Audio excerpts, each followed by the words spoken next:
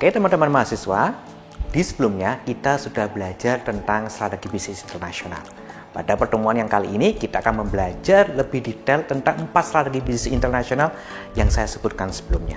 Yang pertama adalah strategi internasional, kedua strategi standarisasi global, ketiga strategi transnasional, dan keempat strategi lokalisasi.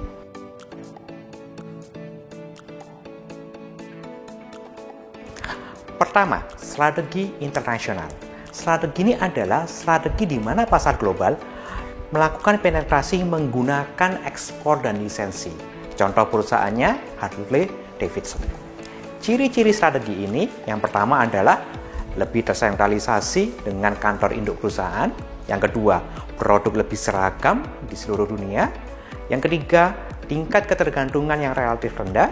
Yang keempat, koordinasi di perusahaan-perusahaan tersebut cukup moderat. Kemudian ada ambiguitas kinerja dalam pekerjaan yang rendah karena ketergantungan antar divisinya juga rendah. Dan yang terakhir adalah proses adaptasi budaya yang juga rendah. Strategi yang kedua adalah strategi standarisasi global, di mana strategi ini keputusan operasi didesentralisasi dan kantor pusat mengkoordinasi standarisasi dan pembelajaran antar fasilitas. Contoh perusahaan ini tentunya teman-teman tahu perusahaan Caterpillar yang ada berasal dari Amerika. Ciri-ciri strategi ini juga sama dengan sebelumnya, ada 5, tapi ada sedikit perbedaannya. Yang pertama adalah di sini lebih tersentralisasi dengan kantor induk perusahaan. Yang kedua, produk lebih seragam di seluruh dunia. Yang ketiga, koordinasi antar divisi sangat tinggi di berbagai kantor cabang di dunia. Keempat, ambiguitas dalam pekerjaan juga tinggi karena ketergantungan sama lain sangat tinggi. Dan yang terakhir, proses adaptasi budaya tinggi.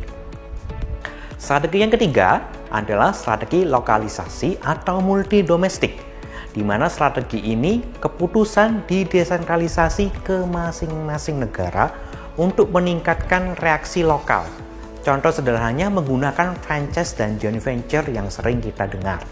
Contoh perusahaannya tentu teman-teman tidak akan asing dengan perusahaan contohnya McDonald, yang kedua adalah Hard Rock Cafe.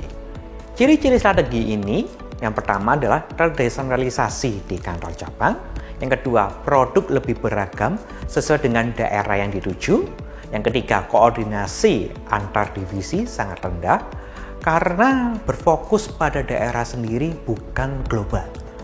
Kemudian ambiguitas dalam pekerjaan ini juga rendah karena ketergantungan satu sama lainnya juga rendah.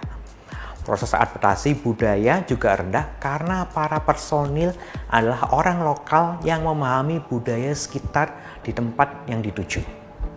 Dan strategi yang keempat, yang terakhir adalah strategi transnasional, yaitu strategi yang mengkombinasikan manfaat dari efisiensi berskala global dengan manfaat dari kemampuan lokal untuk merespon. Contoh perusahaannya teman-teman pasti akan sangat sering mendengar perusahaan Nestle dari Swiss dan Coca-Cola di Amerika. Itu adalah contoh-contoh perusahaan yang menerapkan strategi transnasional. Ciri-ciri dari strategi ini yang pertama adalah sentralisasi kantor pusat dan desentralisasi kantor cabang berjalan bersama-sama. Yang kedua, produk lebih seragam di seluruh dunia. Yang ketiga, koordinasi antar divisi sangat tinggi karena berfokus pada global dan lokal. Yang keempat, ambiguitas dalam pekerjaan sangat tinggi karena ketergantungan satu sama lain tinggi antar kantor pusat dan kantor cabang.